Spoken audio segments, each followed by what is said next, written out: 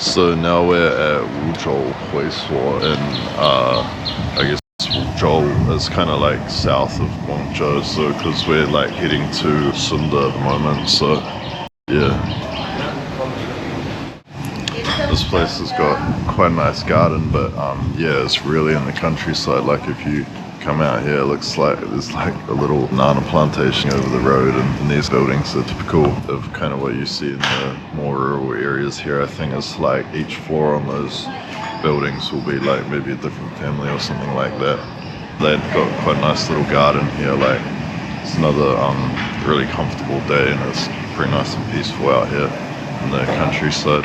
First dish is here, beef brisket. Dish number 2 is here, is some eel. Next couple of dishes we got some chicken, and we got some sichuan soup, which is like quite a long melon. Next we've got the it's like beef fat noodles is the long meal.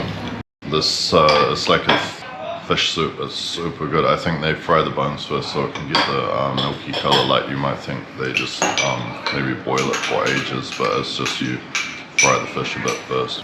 So that's lunch done at Wuzhou Huisuo. Is so good, the food, super fresh. The standout for me was probably that braised beef brisket, but the flavor was like actually really light. And one thing I really like about the beef brisket you get here is it's got some of the like tendons and stuff on it. It's like more collagenous tissue, and it's just so good. I love the texture of it, and even like the vegetables and stuff we got are so fresh. Like I think they just come out here and just pick whatever you ordered and cook it up for you fresh. We're just getting some of the local bananas. 3 yuan per gin, so that's like 3 yuan is maybe like, I don't know, like less than $1 for half a kg of the bananas. Maybe they even just grow over the road here.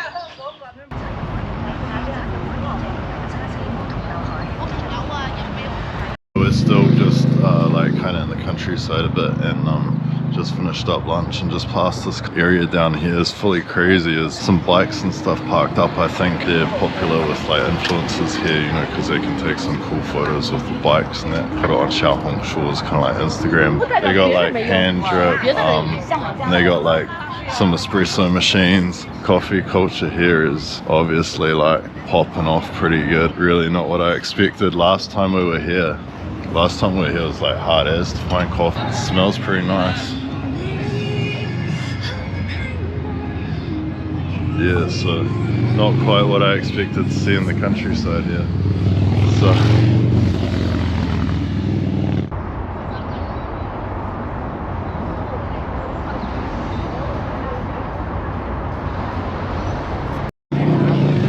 So we just got a couple of cold long blacks as Americano. Asked to add a little bit less water.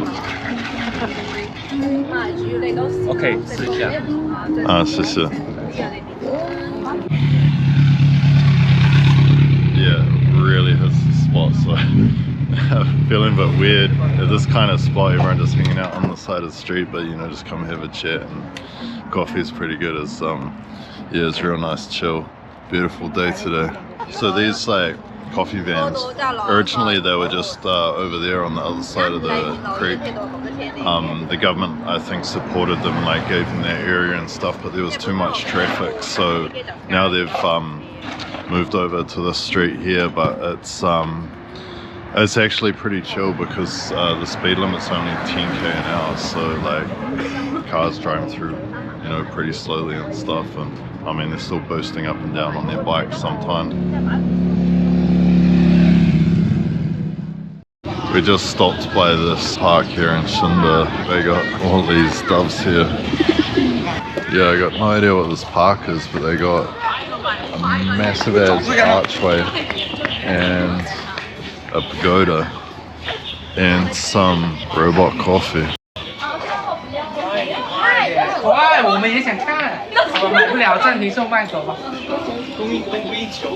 And some people trying to pressure their friend to get a coffee because they want to see what it's like. So I think this park is called Shunde Park, and it's I think this bridge is called Wuzhou Bridge. I don't really know anything about this place, but see there's like a pagoda over there.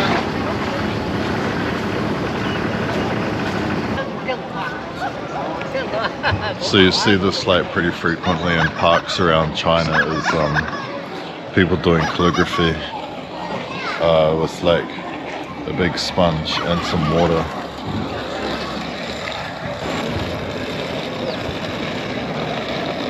So this Shunde Park is like the significant thing is the arch and stuff, but in terms of kind of like the natural environment, it's got 2 mountains and 2 lakes, and it must have some kind of design in the local style. The sign was saying it's like can show some of the Lingnan culture. Under the trees here looks pretty comfortable, and there's some pagodas and stuff you can see just on the other side there. Maybe you can't see, is the lake.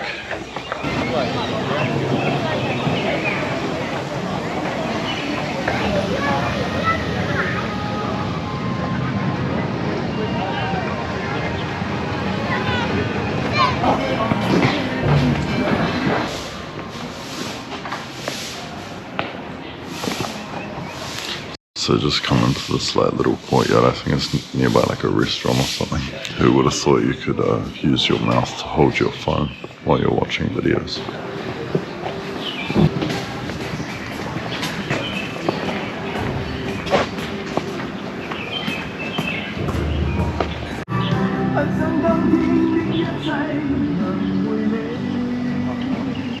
We're gonna bounce from here and probably go find some shuangpinai to have for, I guess it's like afternoon tea sort of thing. Because really the primary reason we came to Shunde was to eat. Our next stop in Shunde is Qinghui Garden. Supposedly one of the best examples, the most complete examples of southern Chinese architecture, I guess, for the maybe late Ming, early Qing dynasty period. Originally this garden was built by someone who got the top ranking in the imperial service examinations, which were how people entered the kind of official, like what would be a government official now, but back in the imperial times.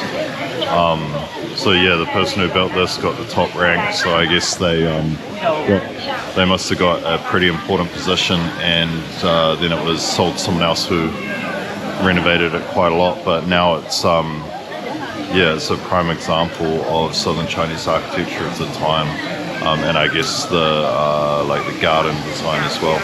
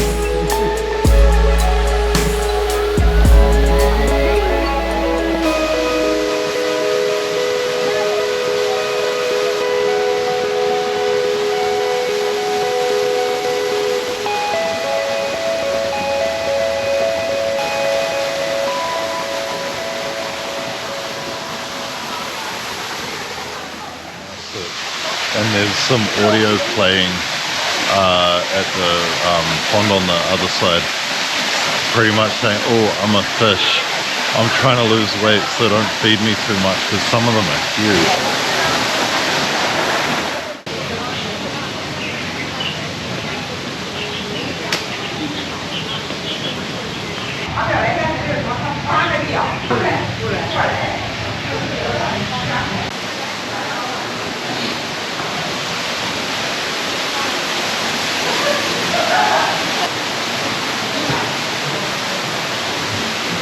This kind of rock garden reminds me of, is it the Lion's Den or something like that in Suzhou? It's like a maze though, that one, like when we were in there, it's like, I was wondering, oh, are we going to be able to get out?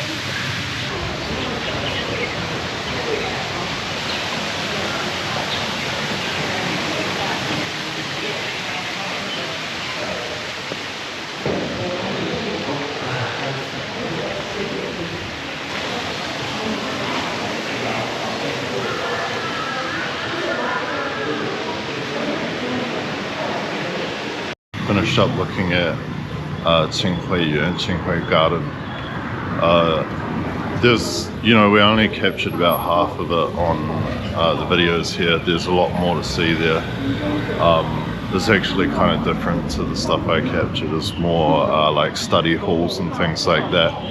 Because I think some of the buildings at Qinghui might have even been used for, you know, maybe other people who were invited to study there.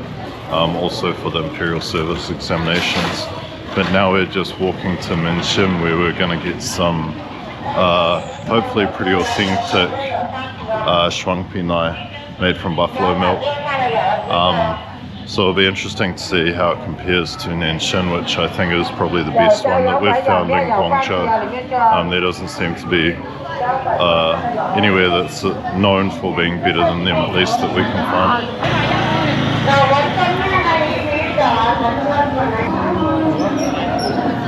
Yeah, so now we're just walking down this kind of pedestrian street area with heaps of food shops. It's pretty busy. I think it's like maybe at least a lot of tourists here. I'm not sure how many locals will come here. Shuangpinai made from buffalo milk at Minxin. You can see compared to Nanxin, this has a little bit thicker skin at the top. And here we have the fried buffalo milk. It's like fried milk's kind of like a Cantonese specialty. So that's us done at Minxin. I think this is one of the like famous places to get shuangpinai, and it's a little bit better than Nanxin. So yeah, I can definitely recommend this place for the shuangpinai. Their ginger milk's pretty good as well, but I like a stronger ginger flavor. This one was like, I'd say it's balanced compared to the Minxin one, which is quite a strong ginger flavor.